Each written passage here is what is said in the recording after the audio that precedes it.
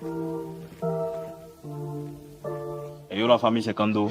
Et yo la famille, c'est authentique. Et vous regardez quand Tic, le rendez-vous. le plus chaud du rap ivoire. En haut.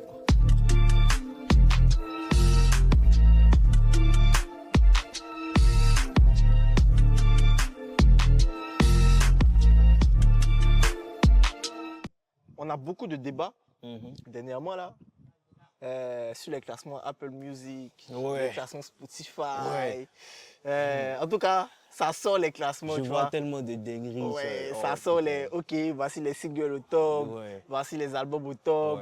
Mais ça nous amène à nous poser la question est-ce que avoir de bons chiffres veut dire forcément qu'on a sorti le bon projet tu vois? Parce qu'on en parle beaucoup, les certifications aussi, tout ça, c'est revenu à la mode. Ça match avec les chiffres, tu vois. Est-ce que tout ça, ça nous permet de dire, OK, X artiste a sorti un bon projet parce que finalement, il a les chiffres qui suivent? Moi, je pense que ça c'est pas lié. Après, OK, les chiffres, c'est important, tu vois. Quand un artiste stream beaucoup, tu vois, ça prouve que, tu vois, il y a beaucoup de personnes qui s'intéressent à ce qu'il fait. Donc, c'est un indicateur de qualité de musique, tu vois, les gens apprécient la musique. Après, non, un projet peut ne pas avoir été streamé autant que ça, mais ça ne veut pas dire genre que c'est un mauvais projet.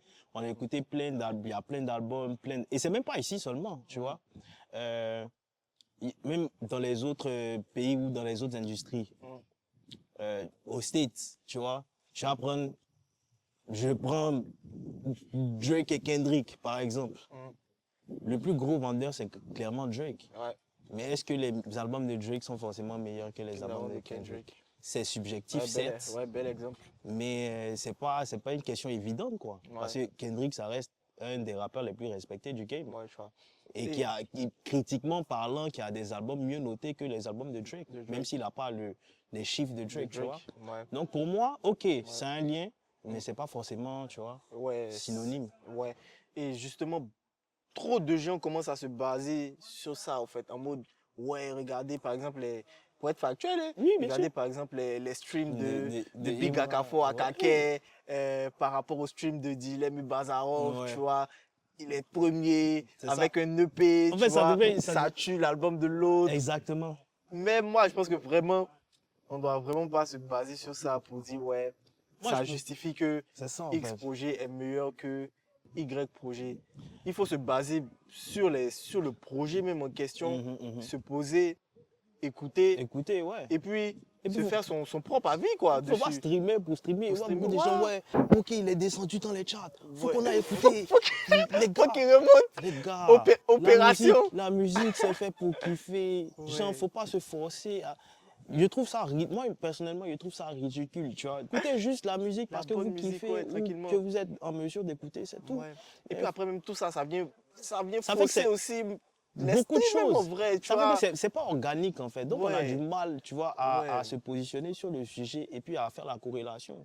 Entre les deux. C'est juste ça. Donc oui, des chiffres énormes ne sont pas forcément synonymes de la qualité d'un album.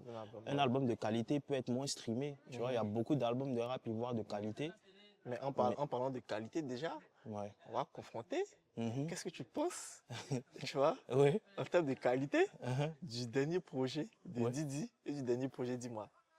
En termes de qualité. En termes de qualité, moi je trouve que les projets se valent. Si tu dois dire, OK, voici le meilleur projet. En termes des deux?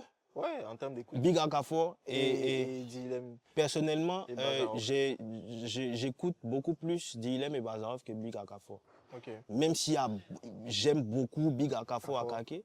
Bon, il y a des gens qui disaient, pourquoi on compare un album d'éteint. C'est ce que j'allais dire. Pour moi, ça n'a aucun... album fort. Pour moi, ça n'a aucun sens. Quand tu vas sur Apple Music, tu tapes classement album, il n'y a pas classement de EP à part et puis classement d'album à part. C'est album, c'est projet. Tu vois, que ce soit mixtape, que ce soit EP, que ce soit truc. Regarde les streams de Big Akafo, c'est quand même énorme, tu vois. Jusqu'à déposer, à dépasser. Big, comme le nom. C'est big. Tu vois? Donc, pour moi, qualitativement, pour moi, les projets se valent. Après, j'écoute beaucoup plus Dilem et Bazarov que Big Akafo. Je vais pas mentir. Tu vois? Mais quand j'ai écouté Bâton Non Non, j'ai pris une claque, par exemple. La première fois. Quand j'ai écouté Bâton Non Non, j'ai pris une claque. La première fois, chaud, tu vois. J'ai écouté même Dagbashi, je trouve Dagbashi lourd. Ouais. Number one, incroyable, tu vois. Donc voilà. Toi, qu'est-ce que tu en penses? Mais c'est moi qui t'ai posé la question. Mais je te retourne la question maintenant pour répondre. Mais c'est moi et on va attacher. Toi, tu me mets. mais ouais.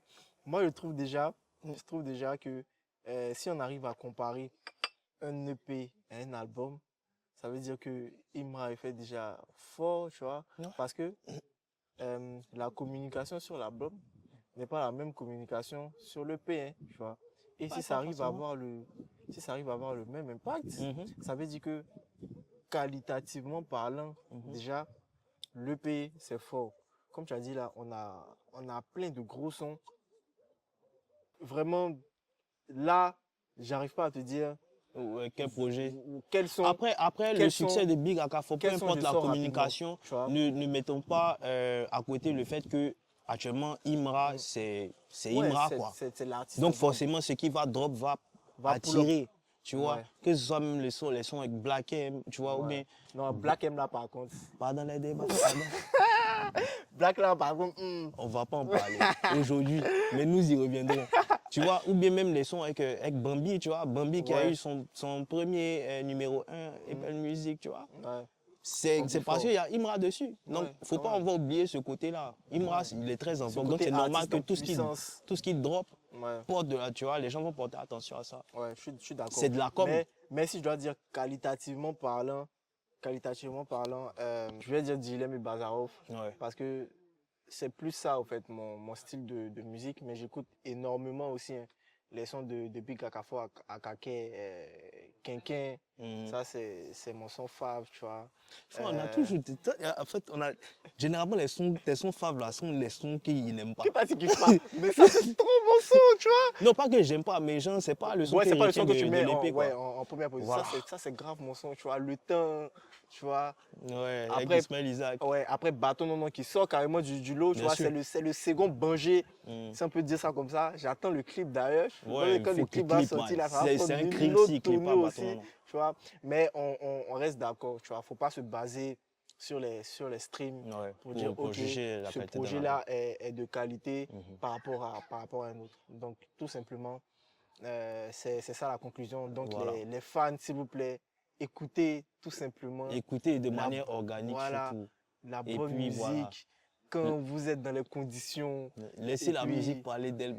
Voilà. Vous forcez trop les choses, mais n'évitez même. Allez-y là-bas. Quittez là-bas.